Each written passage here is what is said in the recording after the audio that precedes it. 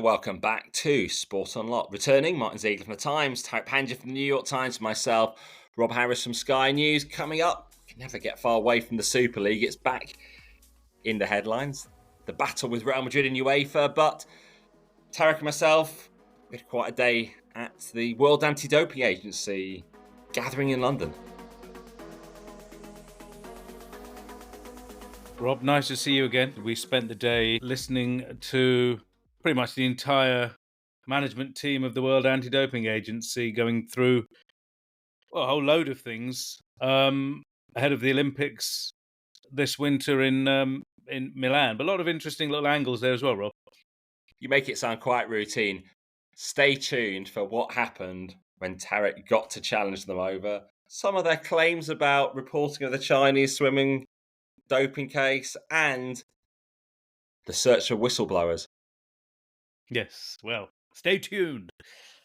Looking forward to hearing that one, as I wasn't there. We should, though, start in Turkey with an absolutely huge story impacting the integrity of football. 149 referees and assistant refs suspended for between 8 and 12 months. Follows a large-scale investigation into betting involving professional football leagues and referees. More than 3,000 players under investigation as well. It's actually insane, isn't it? You wonder if they're going to have any referees left in Turkey to officiate these games. The fact is, the referees, it's worse probably than any other participant in a football match. Teams have 11 players, don't they? The referee actually has the whistle in his mouth or her mouth and can determine the outcome of games single-handedly. This is a massive scandal. And of all places, it had to be Turkey. This is the place that is full of conspiracy theorists among club owners, fans, players alike. There's been this huge outcry over refereeing standards and perceived biases in Turkish football forever. This will only fuel all of that. I remember going to an ECA meeting when the former president of Fenerbahce, Ali Koç, was there, and he was remember asking about whether they want foreign referees in Turkey. That's how anxious they were, and teams were worried that they were not getting the results because of skullduggery. And look, here we are with 149 referees suspended. Some of the details in this is just absolutely incredible, aren't they? There's one referee allegedly placed bets on 18,227 games. I mean, that's a serious gambling habit. I mean, how do you even have time to do that and still referee matches? It's incredible. Perhaps Jose Mourinho will be feeling a bit vindicated. He spent his time in Turkey really raising doubts about refereeing standards and the integrity of refs. Yeah. I mean, another one of those actors who've spoken out there. Jose Mourinho, of course, was the manager of Fenerbahce until that all turned sour for him. So it says here, government agencies have determined 371 of 571 active referees had at least one account. God, some of these had two accounts. So more than 1 in 2 referees had betting accounts in Turkey. 152 of these referees placed bets on football, including 7 top-level referees and 15 top-level assistants. Yeah, the seriousness of this probably can't be underestimated because, I mean, nobody is in a better position to alter the outcome of a match than a referee. And so a scandal of this nature, we're talking 3,700 players as well being investigated. I mean, it really strikes at the very heart of Turkish football. And I think it's probably, for a football federation which has had its fair share of crises, this is probably the biggest. And don't forget, Turkey is the co-host of the European Championship after the UK with Italy. Yeah, 2032 it is. If Italy can get its act together, that is. Otherwise, it will be the sole host of that tournament. That's looking a few men's Euros down the line. Looking ahead to the 2034 Men's World Cup now. It's been a week of trying to separate fact from fiction. Some things seem just too good to check out for some in the media. People might have seen it online, social media. A vision of this stadium, it's obviously an artist's impression, perched on top of an enormous skyscraper. An AI impression. An AI impression, and someone said, "Oh, this is the latest Saudi 2034 plan for a World Cup stadium, 350 meters in the air." I mean, we know that the Saudis are planning a stadium 350 meters in the air as part of this sort of NEOM city. It was going to be a mile long, a sort of vertical city. But You make it sound so routine. Well, exactly. I mean, that's, that isn't, the artist's impressions of that are incredible. This looks like something totally ridiculous, and it is totally ridiculous. It's not true. Exactly. But to be honest, that's the problem, isn't it? There is nothing routine about building a stadium in the sky, and which is what the Saudis are claiming that they're going to do. There's nothing routine about building a mile or 100-mile long city in the desert, which is also what the Saudis are going to do. So given all of that kind of fantasy element to what is a real project, we're yet to see if any of this is going to be pulled off in the way the Saudis have claimed. It's not beyond the realms of possibility that something like that artist's impression could emerge, and that's why everyone probably couldn't be bothered to check, got excited, and we got the virality we got. Rob, you were right into this. What did you find out? Well, apart from how could you possibly get 40, 50, 60,000 fans, however big the stadium would be, right to the top of a skyscraper? And the dimensions didn't even necessarily align with putting a stadium at the top of a skyscraper. Well, it looked like to me, weirdly, it looked like, when you get a football caught at the top of a tree, but instead it's just like this enormous stadium that's stuck on top of a building. But, what happened, though? The interesting thing, the media social influence matrix in this particular story, for me, was really fascinating, right? Because the way it works in the Elon Musk era is you get the blue tick and you earn money through engagement. So everyone was going more and more ridiculous. And a lot of this was on Meta, on Facebook and on Instagram. I can only surmise some of the coverage was because very credible outlets, they saw it spreading and assumed, well, if it's spreading, this must be the actual image. And if you Googled it, you'd find the official Saudi announcement from last year on the World Cup plans did reference a stadium 350 meters in the air. So Elon Musk's grok was even struggling and saying it was true because, of course, there was an element of it that was factually correct. But how many actually just wanted the hits and wanted a piece of the action, so just repeated it, regurgitated it, and no one went back to the original source just to check it out, as in the Saudis? I mean, I think actually this is a wider issue and problem, and something which is really disheartening if you work as a journalist, in that some people, publications, don't care whether it's actually true or not. If it's not, if it's something which is not that important, they're not going to get sued for it. A transfer story. Yeah, exactly. Let's just do the it. The original fake news. I've got it. Although actually, Martyn O'Neill did receive substantial damages over a transfer story more than 15 years ago when, something on a website claimed he was misleading people about a deal. Martyn O'Neill back in the news because he's taken charge at Celtic this week on a temporary basis at the age of 73. I thought you were going to say Martyn O'Neill was one of those people who claimed the Saudi stadium on the sky, on the top of the skyscraper story was true. That said, if anyone had thought the start of the week, Martyn O'Neill at the age of 73 is going to be back in the dugout at Celtic 20 years after he was last there. 6 years away from any management. You probably think the Saudis can build a stadium in the sky. So there you go. The line is very thin these days. So it ended up eventually on the Russian state news agency TASS. That was quoting Gulf News, who didn't get back to me when I asked them for comment. Many other outlets as well around the world. I did hear from a Liam Hawes, who messaged me on Instagram, who said he was the one who posted a concept on my Hypora UltraWorks socials, which are various AI videos. And he talked about the original high-resolution video being his. If you look very carefully, embedded is a very faint version of his logo, he says, into it. And yes, he's the one saying that he created it. I actually had no idea Saudi even had anything going on.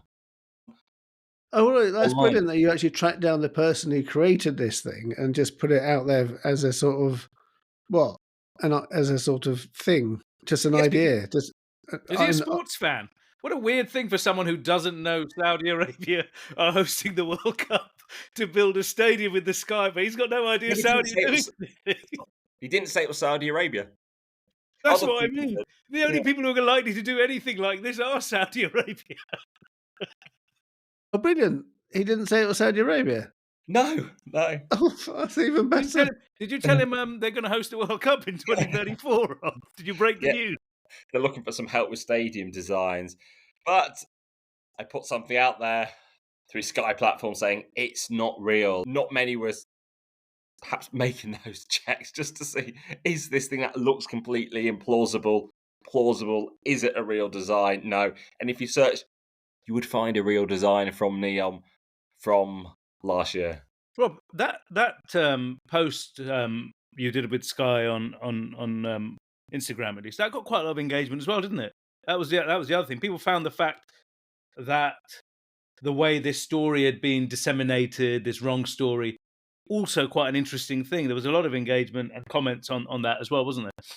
Yes, we're not all spending our time debunking other people's stories and fact checking. It's obviously important, but there are certain things when it's going so far and wide that it did seem to need just something out there thought saying it's just not real. But this is the actual stadium design. It's perhaps why people could fall for it, but one of those things about how many actually go to people for comment. Do you know what was real? Can I shock you both? Gianni Infantino was in Saudi Arabia. Is this part of his tour connecting with global football associations, trying to meet people he's not necessarily been with for some time? No, because he's very rarely in Saudi Arabia, is Gianni Infantino. This time he was at the FI, I can't remember the term, business conference there in Riyadh, glad handing and looking important with other masters of the universe in Saudi Arabia. Including the leader of Syria, Ahmed al-Sharai, who a year ago, well, to some was still the terrorist rebel before the downfall of Bashar al-Assad in the December. Well, he's probably been cleared now to have such meetings because Donald Trump, his great friend, has also met the Syrian leader. So that's probably okay. And that's another leader on the bingo card ticked off for Gianni Infantino. Well, you know the old saying, one man's terrorist is another man's leader of a country with a football association. There you go, yep. A well-known saying. Has been doing various panels even in New York around the United Nations General Assembly in the last month or so as well. Various podcasts, even Alistair Campbell and Rory Stewart from a popular political podcast going out to see him in Syria. So very much being embraced by the international community now. But there was some important business for Gianni Infantino in Saudi. There was. I don't know how important the business was, but we feel like we talked about it before we recorded. We felt this has already been announced. So this is a link between FIFA Plus, FIFA's digital platform, which has been going for a couple of years, but has had no real mark in the media landscape, and DAZN, the loss-making business that's owned by Len Blavatnik, that the Saudis invested $1 billion in before the Club World Cup, and before DAZN ended up giving FIFA the $1 billion for the Club World Cup. So this is going to be a shared platform. But what struck me most in the announcement, the picture is Gianni Infantino and a beaming Len Blavatnik, but between them is another man smiling. It's Mohammed bin Salman, the Crown Prince of Saudi Arabia. Now, you've got to wonder why he needs to be in this photo. And that was in the announcement. If you read the PR release that goes with the announcement and the picture, it doesn't mention Saudi Arabia at all, or Mohammed bin Salman. So you've got to wonder why that was the picture that is associated with that press release. I actually noticed another picture, which was Gianni Infantino and Len Blavatnik, which was really sort of quite a small television. It looked quite old, actually. Well, go on. What was that? It was just a picture, television behind them. Not some grand, lavish TV. It was quite modest, in fact. Well, was it like one of those old sort of, No, big blocks? no, it was widescreen, to be Could clear. you Oh, could you could you okay. stream DAZN and FIFA Plus on it? Did it look like you could do the job? Has it got a VCR? Yeah. So this Yeah. FIFA Plus is claimed to be able to combine live and on-demand top-tier football content, highlights, and exclusive behind-the-scenes access for more than 100 men's and women's national teams and club leagues. They say additionally, a multi-channel news service will be offered in multiple languages, and they're talking about hourly news capsules. So, I suppose a few elements of that. What will the news be? It's not going to be controversial, even though talking about some transfers, if they're not confirmed, should FIFA necessarily be doing that? What can they talk about clubs? Can they really analyse and criticise clubs in terms of tactics and things like that? What will the news be? Well, can they cover FIFA? That's the other thing. I mean, we spend our business, our news, what we report on often is FIFA. How will they cover that? Probably not. What about the other confederations? Could it be a platform for Gianni Infantino to solidify his hold of football? It is fascinating, and also when it comes to bidding for World Cup television rights, is this DAZN and FIFA collaboration, is it in the market now to buy rights? Is FIFA's partner DAZN going to get preferential treatment when it comes to World Cup rights, for example? Because if you remember, the big $20 billion Gianni Infantino plan in 2018, it involved Saudi Arabia and SoftBank and all of those people. There was an idea that this would have a streaming partner that would have first right of refusal on World Cup rights in the future. Is this now going to be Saudi stroke DAZN stroke FIFA? If you have such a close relationship between a broadcaster and a world governing body, a commercial broadcaster, I think that raises questions. When you have a broadcaster part owned by a nation state, that raises more questions. With a broadcaster part owned by a nation state which has already given $1 billion that they can help FIFA to bail them out of their Club World Cup problems, that raises even more. And am I right in thinking that this announcement actually took place when Gianni Infantino was in Saudi Arabia? With MBS and Leonard Blavatnik. Is that a coincidence? It's absolutely not a coincidence. What about the World Cup in 2034? Who gets the TV rights for that? Which is going to be in Saudi Arabia. No idea who's going to get the TV rights for that, Tariq, globally. Well, will there be a stadium in the sky, Zeeks? No. Anyway, if you want to read more about what Gianni Infantino said at this summit in Saudi Arabia, it's on FIFA.com. You can see he said he passed a match ball around to various leaders, business leaders and political leaders, and said, "This is not a ball, it's a magic instrument that transforms people into happy people, into people that smile and a dream and are creative. That's what football can contribute to society." It can also transform a competition that was looking like making heavy losses into a profitable Club World Cup, but just passing the ball to Saudi Arabia, maybe. So yeah, he's right. It does make people happy. Yeah, it certainly makes some people smile. And to all the cynicism, you can't deny the World Cup is the thing that generally does captivate people. It certainly makes me happy, and I mean that without any degree of cynicism. I love the World Cup, and it's such a fantastic tournament. Let's hope it remains like clean and a wonderful tournament. And I say that because of the way Saudi Arabia and Qatar qualified recently for the World Cup in the US next year. It feels like the rules had been changed by the Asian Football Confederation, giving Saudi Arabia and Qatar home field advantage, more rest than their rivals, all these benefits on the field. This is the first time I can remember Saudi and Qatar benefiting on the field from their massive influence in football. A lot of annoyance in places like the United Arab Emirates as well, who missed out.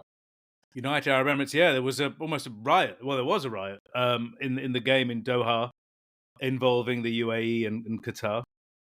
Intriguingly, the UAE was due to host the Afghan refugee team matches, which had been taking place in the last week. The return to action, something championed by FIFA, something they've organised. They've planned these matches to take place in the UAE. The very last minute, apparently, due to visa issues, could no longer stage these matches there, so they've had to take them to Morocco. Due to visa issues. Now, the UAE and FIFA had come to an arrangement a long time ago. This was announced, Rob, well before this week. It was planned in at least August. They were planning for the UAE. Right. So it's funny that the UAE must have been ready to offer these visas. It's hard to think maybe they are upset about what went down, FIFA's silence over what happened to them in the World Cup. And what was another thing happened 3 days after Qatar and Saudi qualified. Riyadh in Saudi Arabia, of all places, ended up hosting the AFC Awards. God, I don't know how they managed to take them to Saudi. And one of the award winners were the UAE, a special president's prize. They didn't even bother going up on stage to collect this award. They were still so upset. Brilliant. You're right to mention about whether your personal feelings about the World Cup, because actually it has always been my favourite tournament and something I've absolutely, from being a kid, loved every 4 years. So actually I feel quite protective about it. So that's the reason I sort of, look at these things through a sort of microscope, or whether it's good for the football and good for the World Cup, is because I do feel protective about it. Making it every 2 years, for example, thought was a terrible idea because I thought it would ruin it. Don't think going up to 48 teams was a good idea because I think that dilutes it. So it's not that want to criticise World Cup. I want to protect it. And that worked with the Afghan team. They're hoping to be at the Women's World Cup one day. They renamed the team, having been called the refugee team originally, the Afghan Women United. And, they have played these matches against Chad and Tunisia, Jean Infantino out there. And, there had been a lot of pressure to get the team back playing again, which they now have done.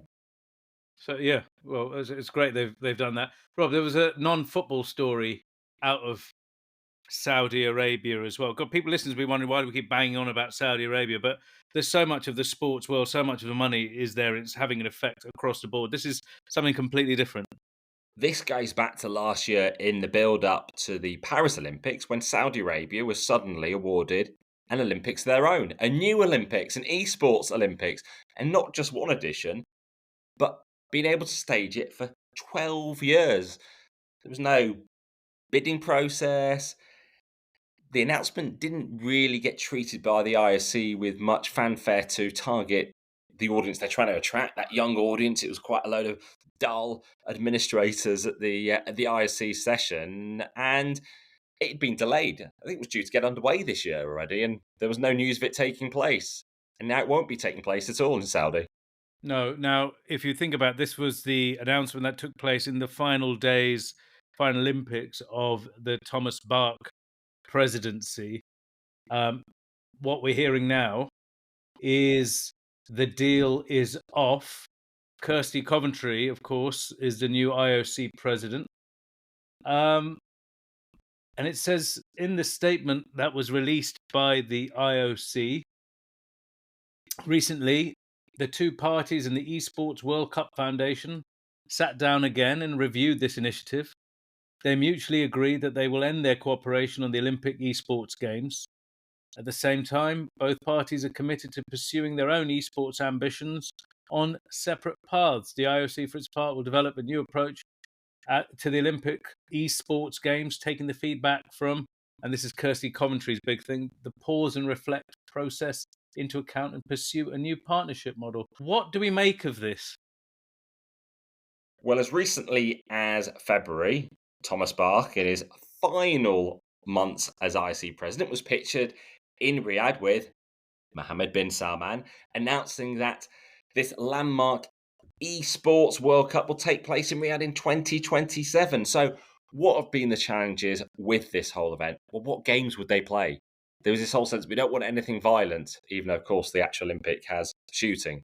Call of Duty is a big sport in Saudi Arabia, but if you don't want anything violent, you're not going to have Call of Duty. You also have to do a deal with the company who makes these games. It's not just like having football in the World Cup, and you can perhaps choose whichever football you want or do whichever deals you want. You're going to have to go to these games makers and sign them up. And should it be a game that is more aligned to Olympic sports, which is what I am hearing? So would it be a more physical one? So if it's a cycling one where you're actually on a electronic bike that then feeds into the game? Well, that would make sense. But going back to what you said, do you make a deal with a games maker? Well, we talked about this a couple of weeks ago. Guess who's bought one of the world's biggest games makers? The Electronic Arts deal with Saudi Arabia. Again, Saudi Arabia. A few weeks ago. So that $55 billion deal there, and of course, Mohammed bin Salman is a big gamer himself, and they also have their own massive annual tournament in Saudi Arabia, like a World Cup, an eWorld Cup of some kind that they're looking to promote. So, to be honest with you, this whole thing sounds like a complete mess and extremely ill-conceived.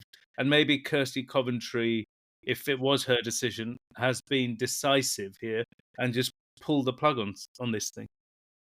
Yeah, I think it looks like they went into it without any proper sort of vision or due diligence about, and the fact that they did it for 12 years or 12 editions is just mad. But I think this is quite significant actually, because it's almost like the first time somebody's gone to, sports organisation has gone to Saudi Arabia and said, actually, no, we're not doing it.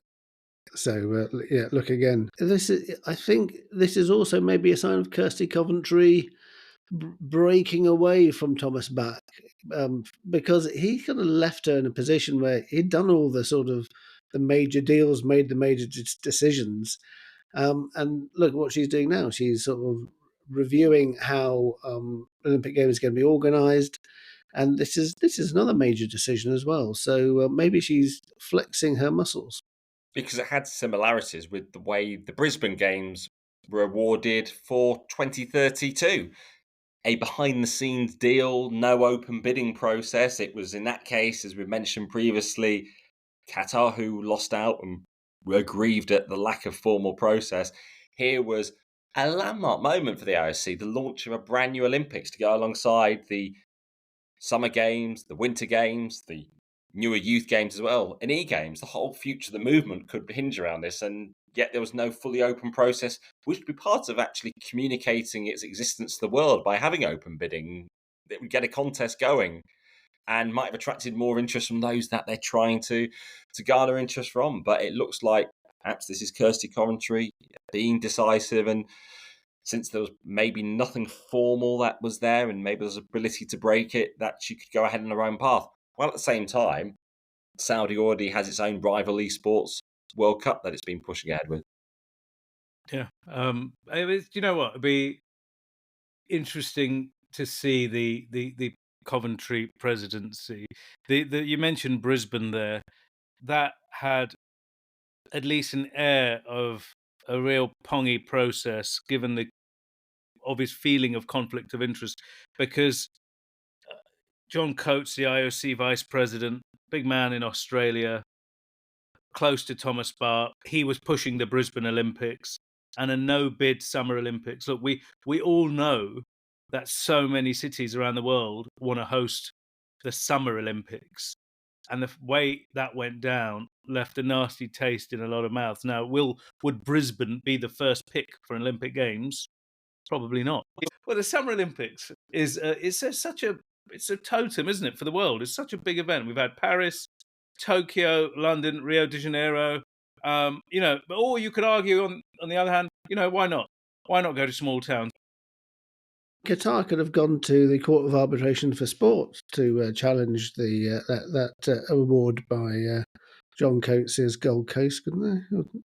Oh no, he was a president of the Court of Arbitration for Sport. Talking about legal action and subjects we return to regularly because it was the subject of the very first Sport Unlocked way back in January 2021, asking if there would be a Super League. Of course, there was an attempt later that year. It was then something that collapsed within 48 hours, but we're still dealing with the repercussions because now Real Madrid suing for €4 billion in damages from UEFA over the whole collapse of the Super League. Yeah, 4 billion is it's quite a lot of money, isn't it? I mean, It is a lot of money, and they're not going to get that, are they? What's going on, Zeeks? well, there's been another one of these court cases in Madrid, which always go in favour of Real Madrid, and I think there was an appeal by La Liga and UEFA, which failed. So I think it means that that now gives them permission to go to another court and to sue for compensation, effectively. I mean, it just seems like another sort of lurch along the way. I really can't see anything coming of it. Really, maybe in years to come, Real Madrid might get something, but if you look at the fact, Barcelona have rejoined the European club football. No, they haven't. That's interesting. So it's very important you've said that. Thank you very much. Okay. Yeah, it's really important. Let's keep going here, because I was with you in Rome, and there was all this fanfare of Joan Laporta taking a stroll with Nasser Al Khalifi on an e-scooter. Nasser described it as a very romantic meal and a walk together. But they went on an e-scooter together. They went on an e-scooter together there in Rome. However, we are 3 weeks on from all of this. They have not signed that contract. They have not signed back, and I think there's some legal bits and pieces, and I think the fact there may be some damages up for grabs in this Real Madrid case means they might not for a bit. That's one to keep an eye on. Well, especially if they think they're going to get 4 billion. And this all stems from whether or not UEFA was breaching EU competition law when blocking the Super League. And that led to Real Madrid filing these appeals. UEFA themselves saying this ruling in no way validates the abandoned Super League project, nor does it undermine their current authorization rules adopted in 2022 and updated in 2024. These rules, their statement went on, ensure that any cross-border competitions are assessed on objective, transparent, non-discriminatory and proportionate criteria. So when it talks about the battles with the European rulings, what grounds have Real Madrid got? Where's this case going to go? So my theory, these people, A22, the company behind them, close to Real Madrid, they have been talking to UEFA for the last year or so. There have been meetings between these groups, and they've been talking about things like governance, like competition format, like TV deals. Don't forget these A22 guys. They were saying they wanted all the football streamed for free if they hosted it. All of these things, and they did have talks with UEFA multiple times, but it didn't go anywhere. And here we are now with a threat of severe damages or whatever it is. It might bring them back to the table to have more discussions. This would take years if it was damages to fully get to a closure. But I think before that there'll be some sort of deal. And my last prediction, I don't know how long it will take, but I think the clubs will end up owning the club competitions, and UEFA will be like in Formula One, where you have the FIA, the kind of governing body responsible for governance and rules for club football. That's just my theory here, given the court rulings from the ECJ and the like.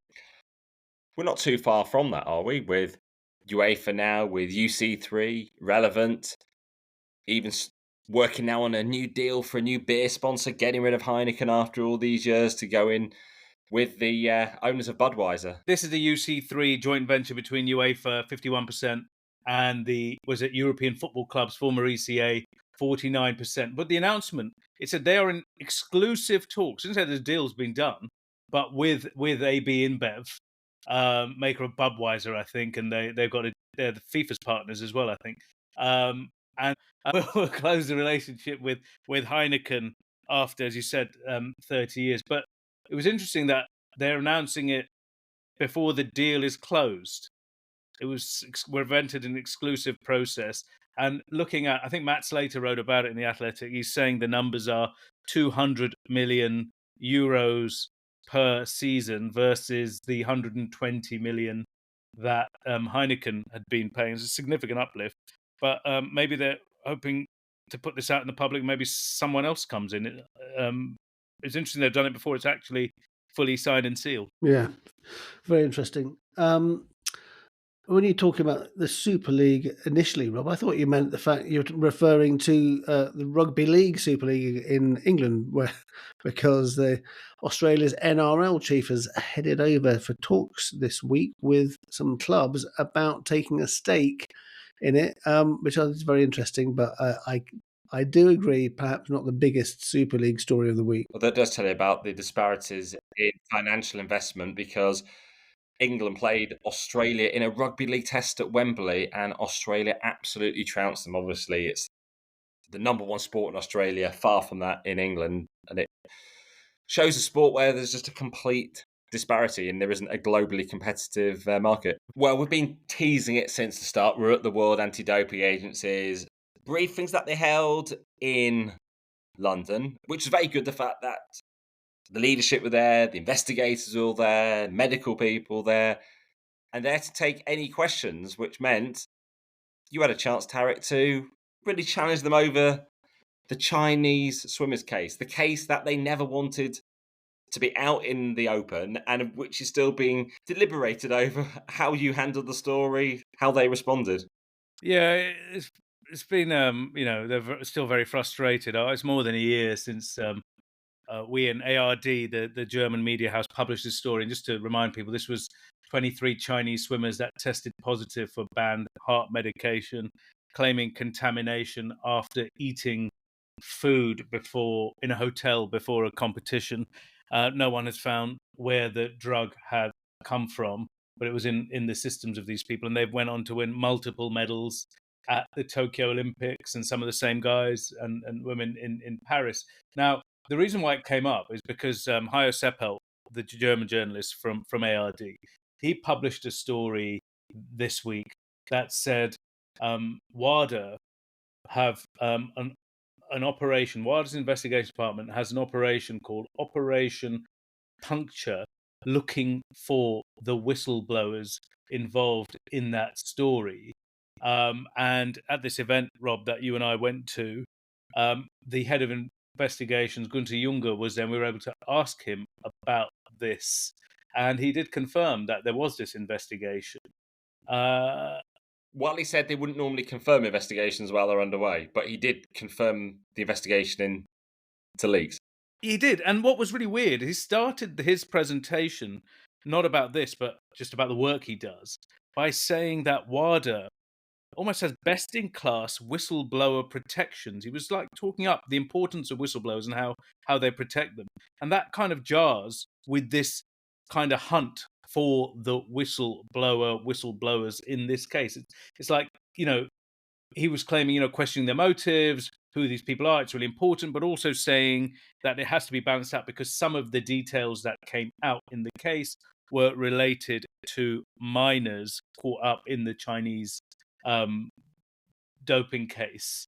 So yeah, it was a bit rough, I'll be honest with you, and I felt at some point we had to stand up for our work as journalists. And there was this whole sense about how much notice you gave from the original story, which was a sort of a slightly inconclusive back and forth, which is, first of all, the claim was you only gave them a day, and then after you said they had multiple days, they did backtrack and say, well, yeah, we did know for, 2 or 3 days?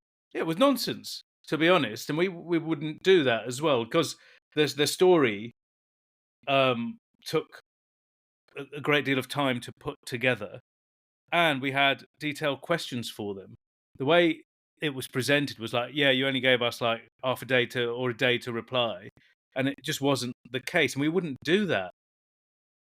A day is long enough anyway, isn't it? I mean, 24 hours, I think that's fairly standard. You even the most sort of hard-hitting political or news investigations, I think that generally people would say 24 hours is seen as acceptable. And in this case, guys, they didn't have to go anywhere outside of their own organisation to find out what was going on. They had all the documents for months or years in this case. So they knew what we were talking about and had all the people in-house to answer the questions. But that said, given there was an untruth said or a mistake to put it charitably, about the timing. It just felt important to, I don't know, it felt important to justify the work we do, that Hayo does, that you guys do when we do these stories, and how, and the process that we go through. It just felt strange that this person, who, like us, sometimes relies on whistleblowers, was questioning how we handle information, given that, felt like we did everything above board and properly. I'm sure many comms people and the executives at the top of sport who listen to Sport Unlocked will be now thinking in their own heads, what's a fair amount of time to be warned in advance of a story? And you can think ones that might be more detailed forensic financial investigations that an organisation might need to go further into because of documents, maybe gives a necessity for a bit more notice, but some can be minutes or hours. Yeah, exactly. Depending on what sort of story it is. But I mean, the fact that they are now hunting these people who are responsible for revealing these failed drugs tests or positive findings, whichever way you want to describe it, of the Chinese swimmers to you, aren't they like wasting resources on the wrong people? That was brought up, how much they're spending on the leak investigation, wasn't it? Yeah, I did ask one of the questions I asked. He didn't tell us how much they were spending. And look, the other part of this is the whistleblower information, the documented information that was published, should have been published anyway under the anti-doping code. So what we're talking about is the anti-doping rule violation. Yes, WADA cleared them in the end, but if someone has tested positive, the names have to be made public. So that's all that's happened here. They should have done it. Instead, the media had to do it. So I'm really struggling to understand why they are going through this process. As I said, the justification they were using was because some of this may have involved minors. But again, if you look at the anti-doping code, even that element of defending, protecting minors in cases of their identity is quite a subjective one, and it depends on proportionality and the case involved. Rob, it was strange. I mean, you sat through it. What did you think? Well, the fact is you had a back and forth for well over 10 minutes, which you wouldn't get, though, with many sports bodies. There was all the senior leaders in the room. There was no one being roped off, no one being rushed out. It was all on the record as well. That wasn't it. I appreciated that. There was no time limit. It was open-ended. But with them for 6 hours in the end. Yeah. Rob, what other things came up? There were a few other bits and pieces that were quite interesting. Well, still defending the Yannick Sinner case in terms of the ban. That meant he was back in time for the French Open, didn't miss any Grand Slams at all. So they were going back over that. Talking about the enhanced games as well, something they're probably keenest to talk about, saying how dangerous that event would be when it takes place next year as well. That's the event being run by a publicity-seeking person who's encouraging athletes to dope themselves up heavily to see who can be the best doped-up athlete. Well, it's more cynical, I think, than that in a way. The whole enterprise is basically a promotion to sell drugs to people around the world. What do I mean by drugs? Is supplements to improve their whatever it is they're doing, whether they're running or whether they're jumping or they're going to the gym. The front for this whole operation are these athletes who are supposed to get $1 million to break records, and then you're going to end up saying, hey, look how fast that guy ran, look how fast that woman swam. Do you want to be like this? Buy these products.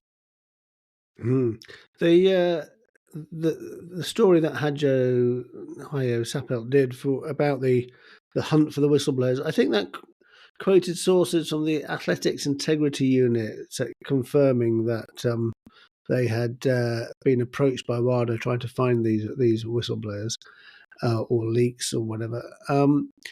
And actually, interestingly, within a few hours, another story has come out, but this time about World Athletics itself. Yeah, sitting in the room at the WADA briefings when World Athletics suddenly announced that they've got rid of a couple of staff after discovering alleged corporate theft worth more than €1.5 million. So, World Athletics, run by a great British athlete, a candidate to run the IOC, Sebastian Coe. And it looks like it took place over several years. It's two staff members and a contractor. Some of them don't work there anymore. €1.5 million, as you say, Rob. And this is like drip feeding money out of the organisation into their own pockets. What has Seb Coe said about this? Well, he said that too many organisations brush incidents like this under the carpet, terminating employment with limited information, which allows perpetrators to continue their scams and thefts within new organisations. We are not that type of organisation. We have built a strong reputation for good governance, transparency, and for defending what is right, even if it is sometimes a little uncomfortable. So they said they've got enhanced financial controls now in place, clearly wanting this to be known. So if those individuals are still working around the world, if they're still within sports, the fact that those bodies would be made aware. There's with a lot of court cases and crimes, alleged crimes, all these things we've talked about today. London's High Court has also been busy this week. Felipe Massa, former Formula One driver for Ferrari, 44 years old now, claiming $60 million in damages for losing the 2008 title. Wow, that's one way of trying to get over your disappointment. Yeah, 64 million to be absolutely precise. The hearing started at the High Court this week. His barrister, Nick DeMarco, KC. Very familiar to fans of the pod, very familiar with football financial cases. Indeed. So he told quite sort of strong words in the court today. He said this deliberate crash by Nelson Piquet Jr., which sort of led to Massa losing that race in Singapore and effectively losing the World Drivers' Championship. He said the deliberate crash constituted one of the biggest sporting scandals in history.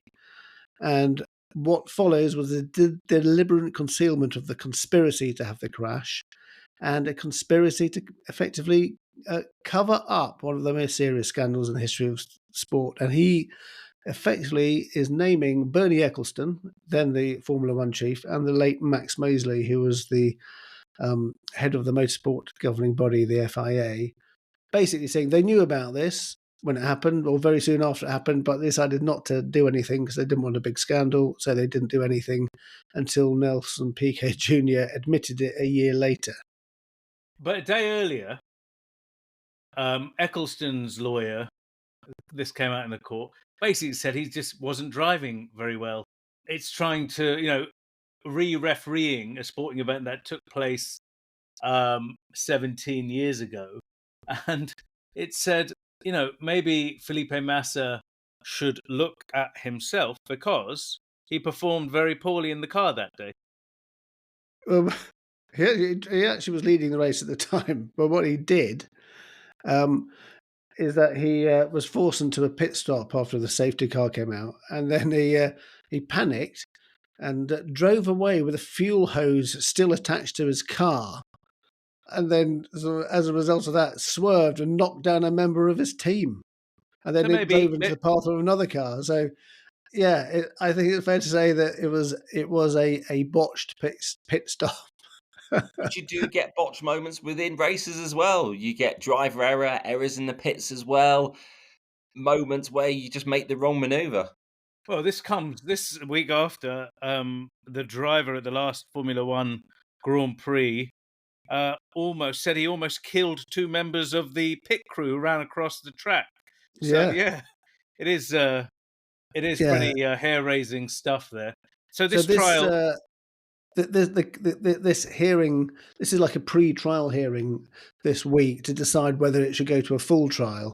The defence, the Formula One, the FIA, and Bernie Ecclestone, their lawyers are saying the lawsuit shouldn't be allowed to proceed.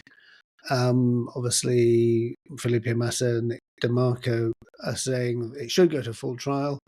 And actually, interesting what the judge said. He said the botched pit stop wouldn't necessarily have an impact on whether this should go to trial or not, but it could have an impact on the actual trial itself, but he couldn't say it definitely would. So I think it looks like it will go to full trial, but that's just me having a complete guess. Can I ask what might also end up in the courts? Brendan Rodgers, the Celtic manager, has left or resigned as Celtic, and it hasn't been quiet. So the club put a very short statement out saying he had resigned. Then, about less than an hour later, pretty much fire and brimstone statement from Celtic's biggest shareholder, Dermot Desmond, pretty much said, "Don't let the door hit you on the way out." What were the highlights of this statement? Disputing Brendan Rodgers, claiming that he wasn't being backed in the transfer window over the players he wanted. Disputing even Rodgers saying that there weren't talks over a new contract. He called those things untrue. And then saying Rodgers created a toxic atmosphere around the place. All comments that could damage Brendan Rodgers' future hopes of managing at a club. If he's got truth on his side, maybe he would mount a case, but we've not heard from Rodgers after many days with his reputation being traduced in public. It's nice to see these statements. When managers and clubs have fallen out, and all we get is two sentences saying, "By mutual agreement, X has left the football club. We want to wish him all the best." This guy is not wishing anyone all the best. Completely excoriating him. I think I was actually speaking to somebody in Scottish football earlier today about this. I mean, it does actually has worked for Desmond, because there've been a lot of criticism, thinking, Brendan Rodgers resigned, people saying, "Oh, the board have been terrible, they forced him out, our hero, blah blah blah." And actually, this has taken the heat off them. So it turns out to have been quite a good tactic. So maybe let's have more of this. More clubs should follow suit. While the actions and statements of Dermot Desmond have garnered so many headlines, you're barely registering a footnote seemingly in the media coverage. Dermot Desmond involved in selling a care home group with some familiar names from the world of football and horse racing, JP McManus and John Magnier. That's a deal worth more than £4 billion, worth a lot more than Celtic. Yet, a lot of the public, they'd think that it was Celtic the bigger thing for Dermot Desmond this week. He could pay the compensation fee for Real Madrid. Or a Dream League. Or a Dream League. Or the lucky manager might be backed in the transfer market, given Brendan Rodgers' words. Well, what a lively episode for us this week. Yeah, really good. A lot of news, a lot of laughs, a lot of Saudi. Nice to chat with you both again. Yeah, I think there might be a bit more Saudi in the future too. That's a teaser. And you can message us at Sport Unlocked on all the social platforms, sportunlockedpod@gmail.com. But for now, thank you for listening. Goodbye.